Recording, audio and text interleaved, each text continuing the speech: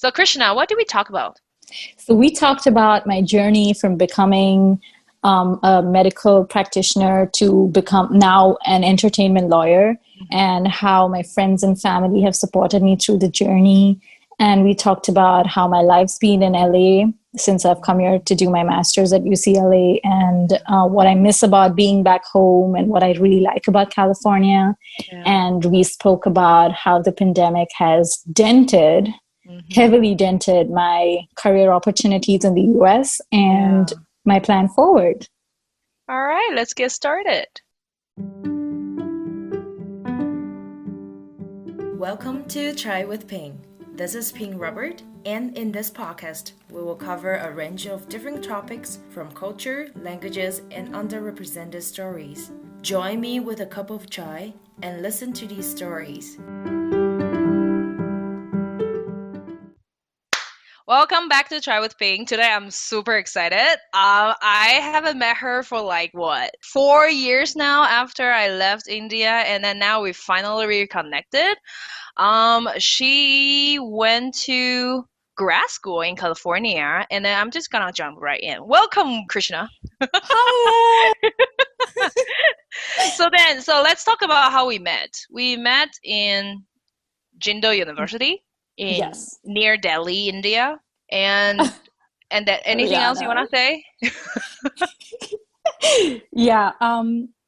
I just want to add one thing is that, the Mandarin classes that I had with you were like the best part of my law school.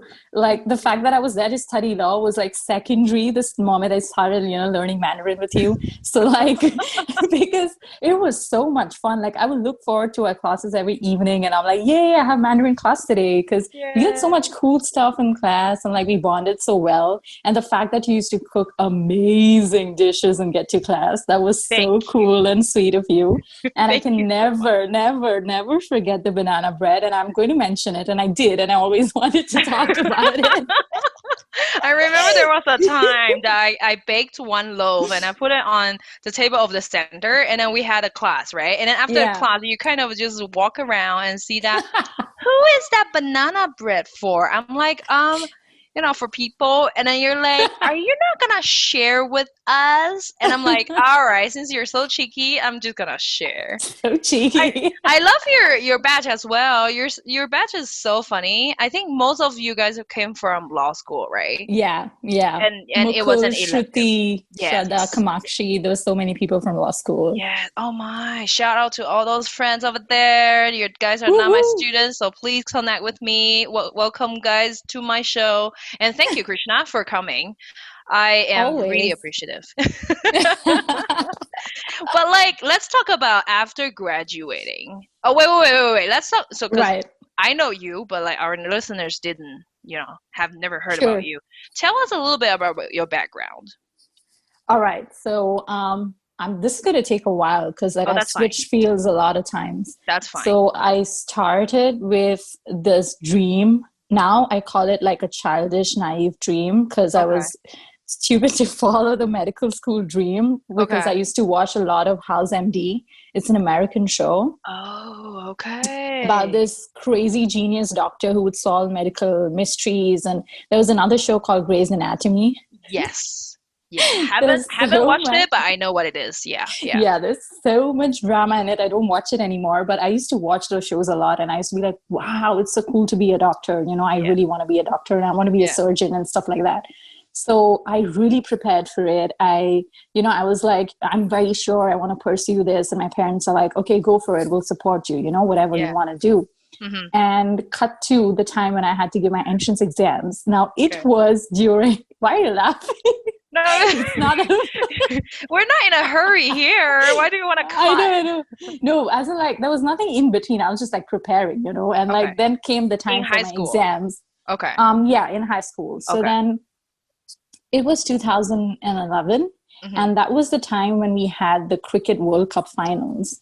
Okay. Just the day before my exam for the medical school. And I was so excited about the World Cup, but at the same time, I was like, it's such an important exam tomorrow.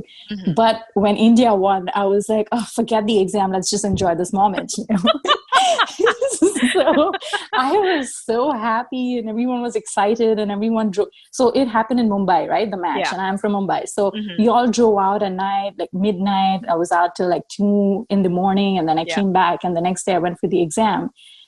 And everything was good. I was confident. Yeah, I did well in the exam. And I came back and I was like tabulating, how much I would probably score. Okay.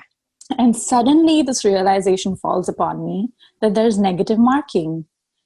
And I'd completely forgotten about it. Because I knew the answers and I marked them, and the questions to which I didn't know the answers or wasn't sure, I was like, okay, let me just randomly pick one. What's the worst that could happen? And the worst that could happen was that there was negative marking. And I was like, oh my gosh, I am really going to like suffer for this. And it really skipped my mind. And I got the scores. It was decent, but it wasn't good enough to get into like the good schools I wanted to go to. Yeah. So I was like, okay, damn, now what do I do? And then, I was talking to one of my uncles. He's a scientist. And I was like, you know what? I'm really disappointed. This doesn't seem to work out. And he's like, okay, why not? Why don't you try next year? And I'm like, what? Taking a break for a year? No, that's not happening. Like, I really need to get started on something else. And he's like, okay, what is it exactly about medicine that really interests you? And I'm like, the fact that you get to cut open bodies and stuff, and like the dissection bit. So he's like, that's about it. Like, it's nothing to do with like, helping the people and reaching out to like people in need and, stuff like that. Like a deeper sense of serving the people in the society. Yeah, like a real calling. Yeah. And I'm like, no. I just wanted to do it cut because buddies. It's just fancy, Yeah. And he's like, okay, hold on a minute. You can actually be a butcher to do that, right? Probably not try that on human beings. I know. So that happened, and we had the conversation, and he's like, you need to rethink, what you really like and what you want to pursue. And I gave it a thought. And he's like, if you pursue medicine, you're going to have to like study for 7 years, 7 years, something like that. And then, practice and then study further and like find your specialization, blah, blah, blah. And I was like, okay, this is too much effort to like cut open a few bodies, I don't think I want to do that. So, and because he's into biochemistry and developmental biology, I was like, okay, you know what you're doing is cool as well, because I get to dissect stuff as well. So, I might actually just pursue pure sciences. Yeah. So then I decided to study, do my bachelor's in life sciences and biochemistry. Okay. And that's how I changed from wanting to become a surgeon to like wanting to become a scientist, still holding on to the fact that I like biology and I like, cellular processes and stuff like that. Yeah. So that's how I joined St. Xavier's College in Mumbai, and I graduated, and I did I did a couple of internships, and I had some projects that I worked on at different labs around the city.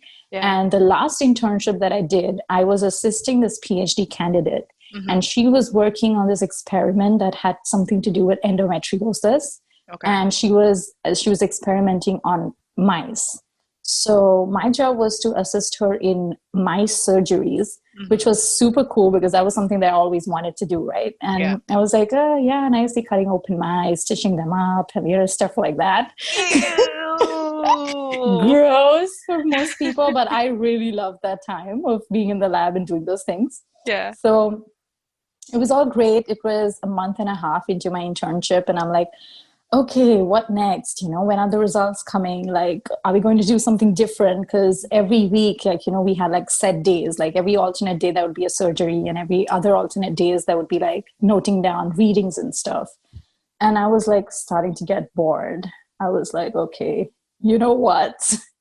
This is never ending. Like the whole cycle of doing the same thing again and again, and like doing the same experiment like over and over to get like solid results and have a proper database.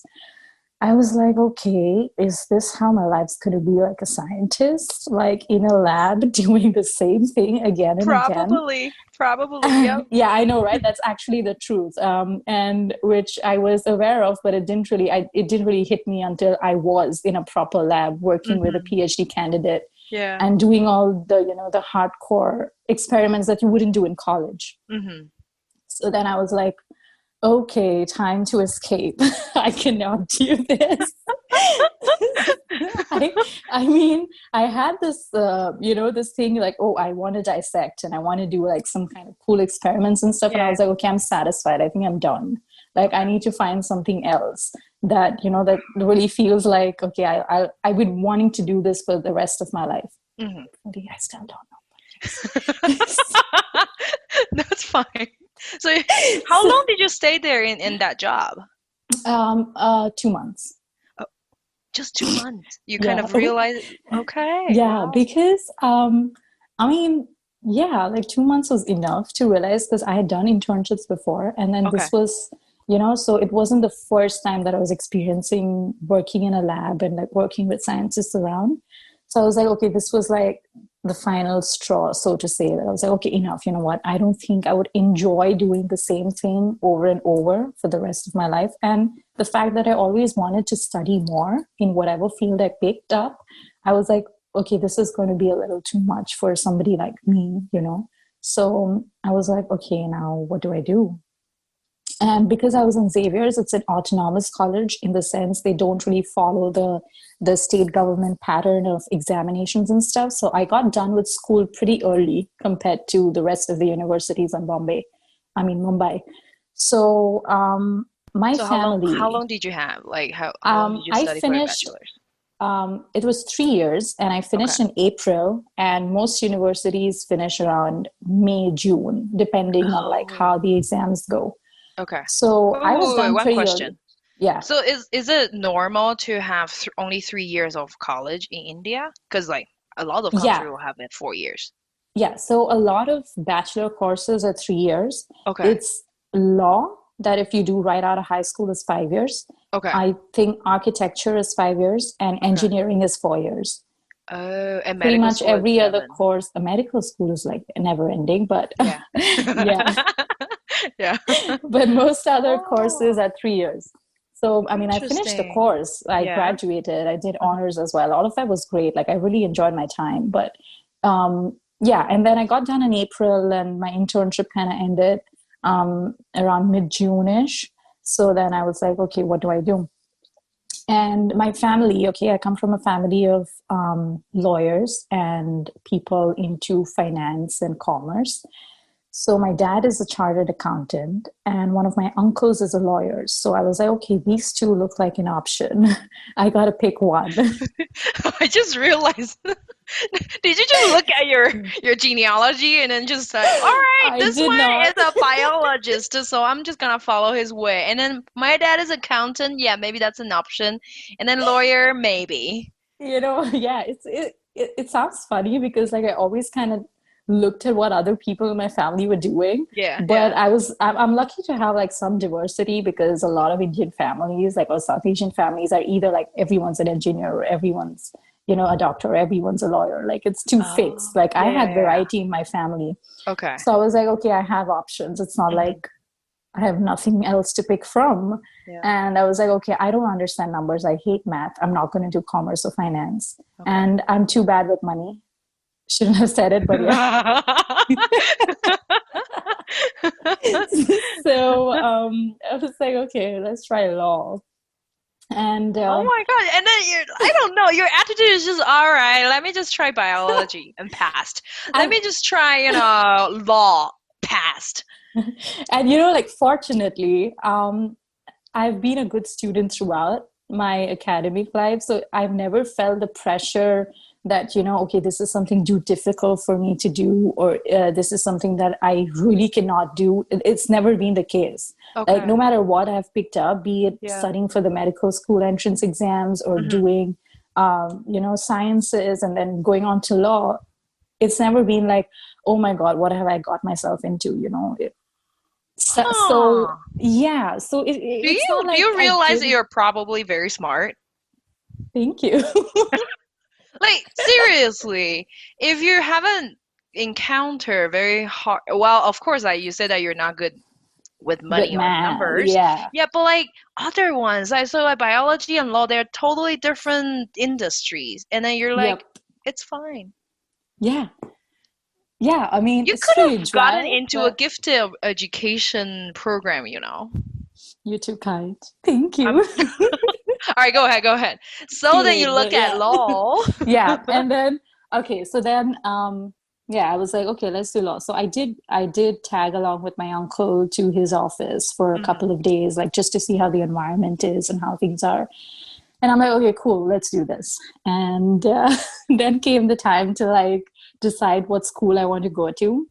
Yeah. And we have this government law college in Mumbai. It's Mhm. called GLC in short. Okay. It's supposed to be like one of the reputed law schools in the country, especially if you want to pursue it after bachelor's, because most national law schools don't have the 3 year course. So for me, the only option was the 3 year course because I'd already studied bachelor's. So yeah. Um, yeah, and then I started applying, and I realized that there's this university called as Jindal Global Law School that's new, and I think at that time it was 5 years old or 6 years old, something like that. I don't Yeah, remember exactly. pretty new. Yeah. Yeah, pretty new. And my parents were skeptical. I was a little skeptical because I was like, Mm. okay, first of all, it's not even in Delhi; it's in Haryana, Yes. and nobody knows how the environment is going to be like, and Wait. For international listeners, what is the stereotype of Haryana? um, okay. No offense, but I just really want to Yeah, know. like And then it's your opinion, so you're not trying to be offensive. of course, and now you put it on me because it's my Okay. So from my understanding, a lot so yes, people outside of India, so Delhi is, Delhi. And then right, outside of Delhi, there's one state called Haryana. I heard the people there are rough correct. and they drive very fast Mm-hmm. and they take references from the traffic lights. So it's just reference.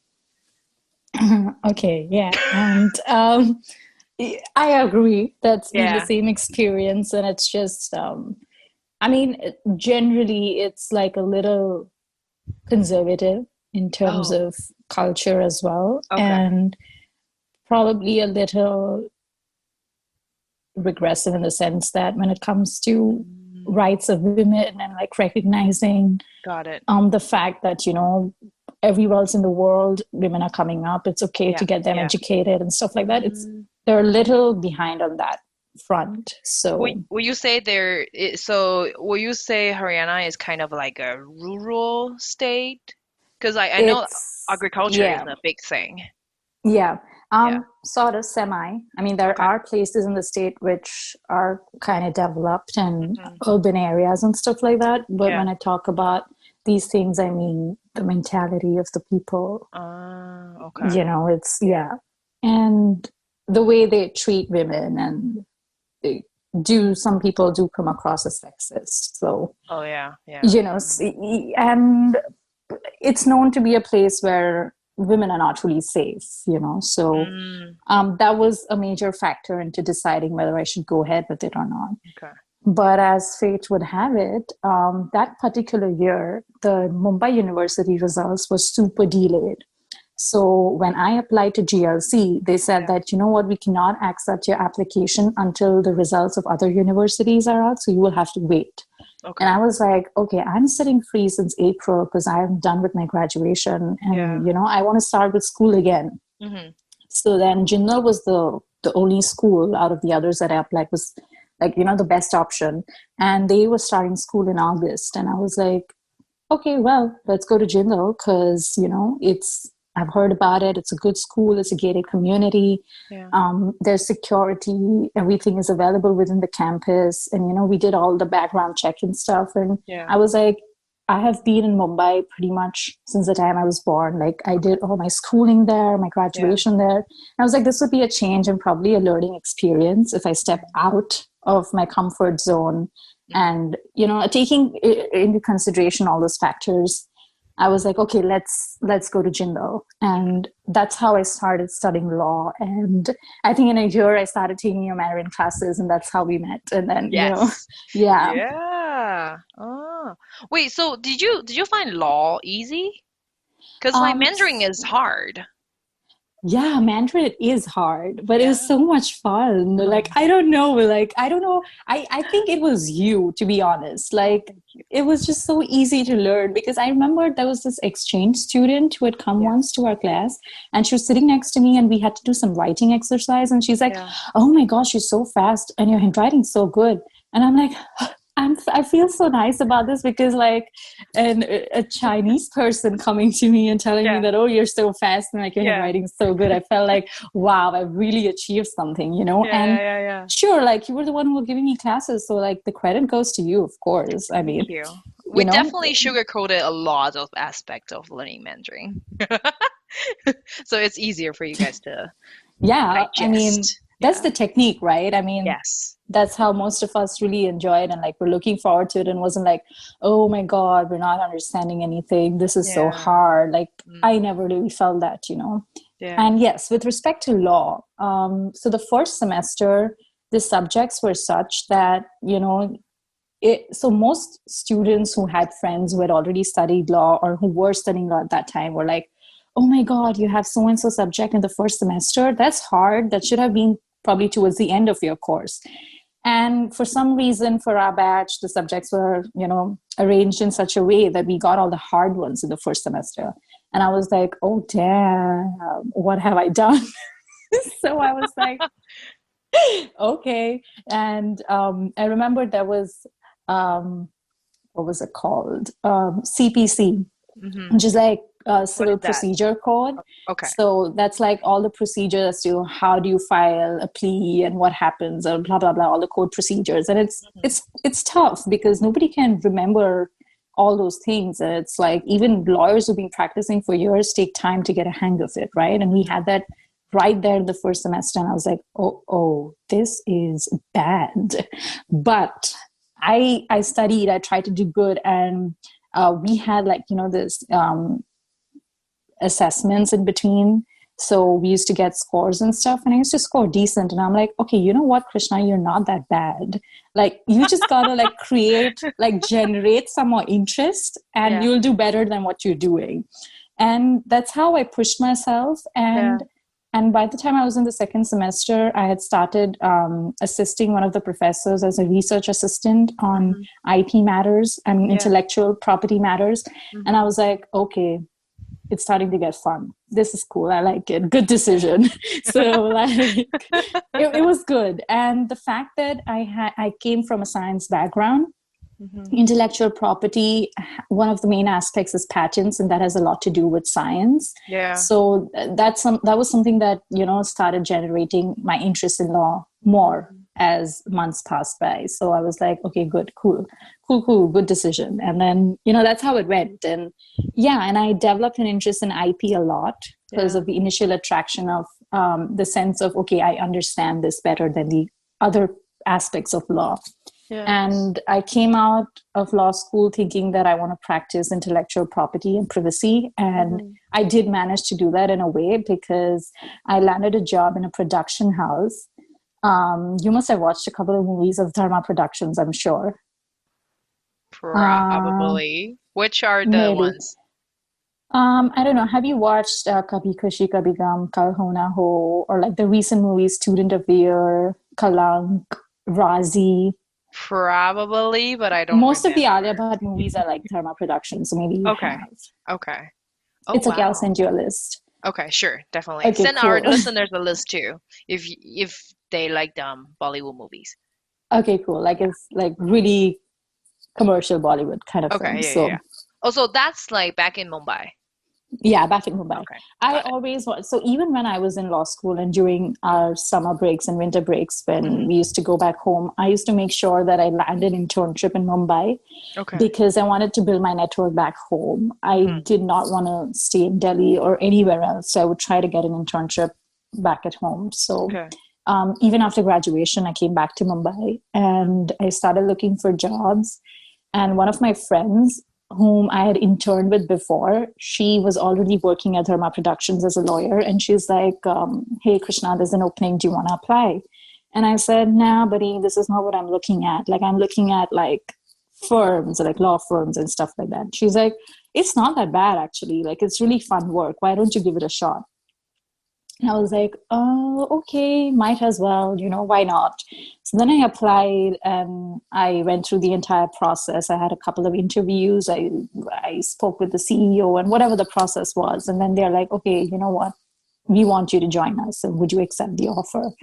And I was like, wow, I don't know if I want to get into this because Wow. it was very different from what I had thought, right? Like I Yeah. came out of law school thinking that, okay, firm is a place where I should be working. Yeah. I did not know that I could do something different. Yeah. Because entertainment law is not something that's taught in law schools, at least not in India. Yeah.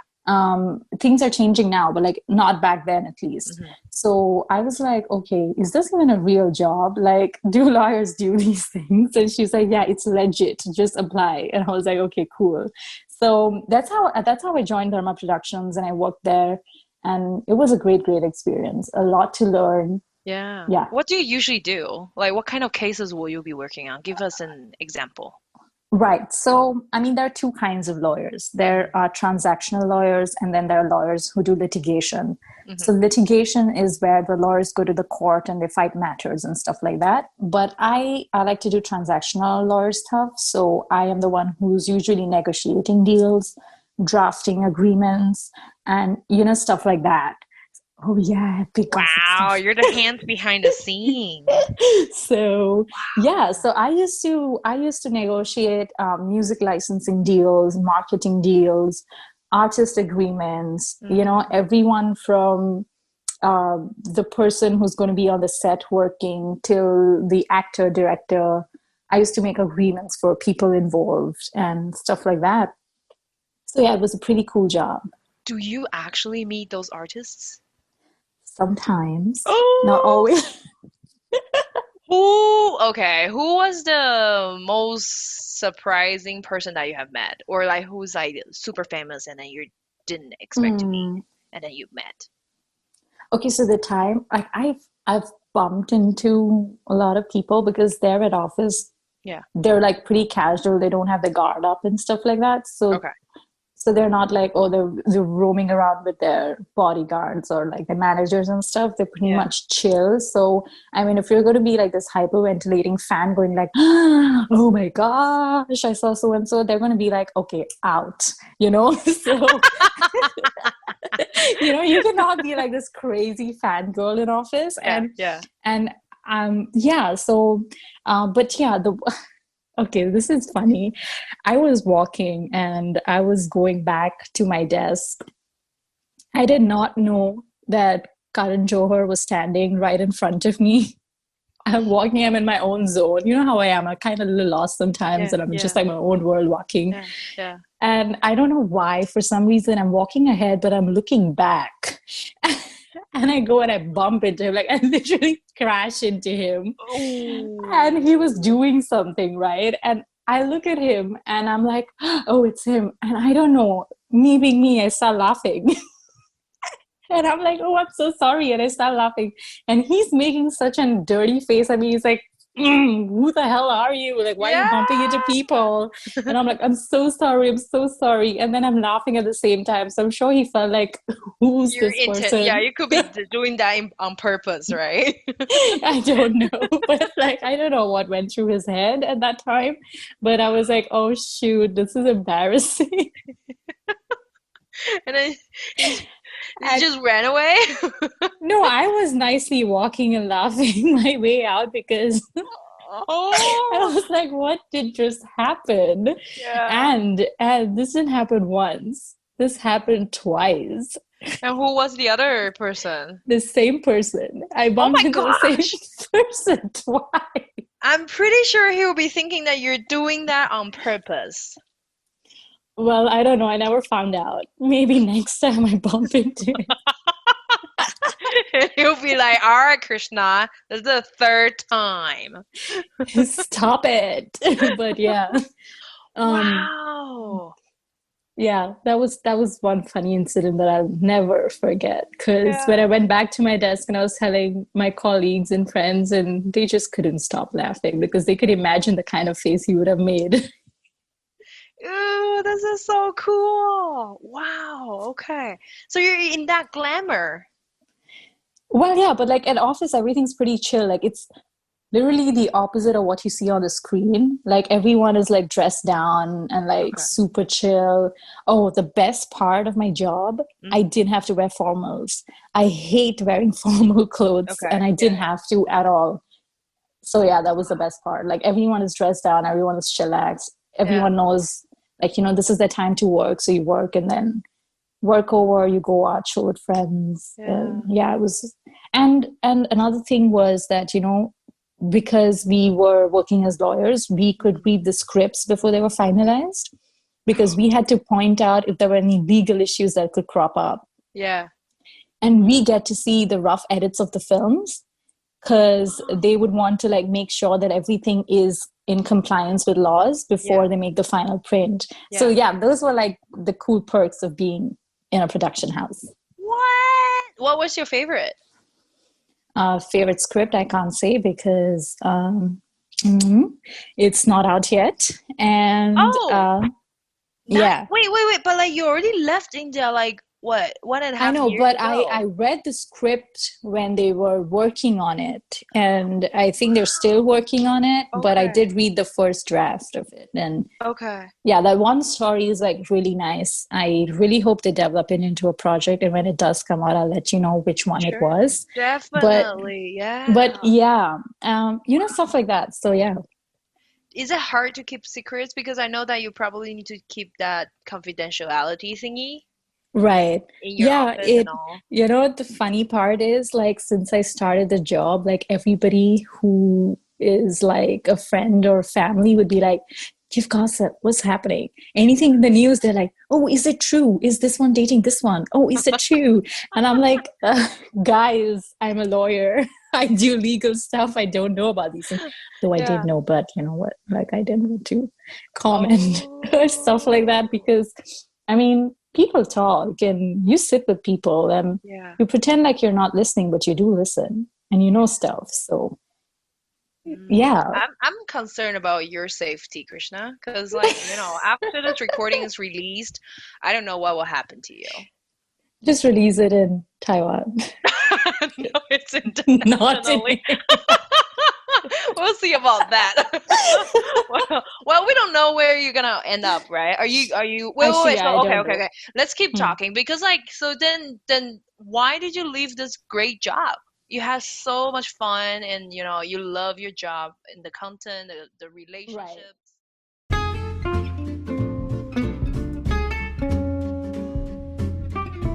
Thanks for listening to Chai with Ping. Let us hear your voices and stories. Please share this episode, like and follow us on Instagram at chaiwithping. You can also email us at chaiwithping@gmail.com. Till next time.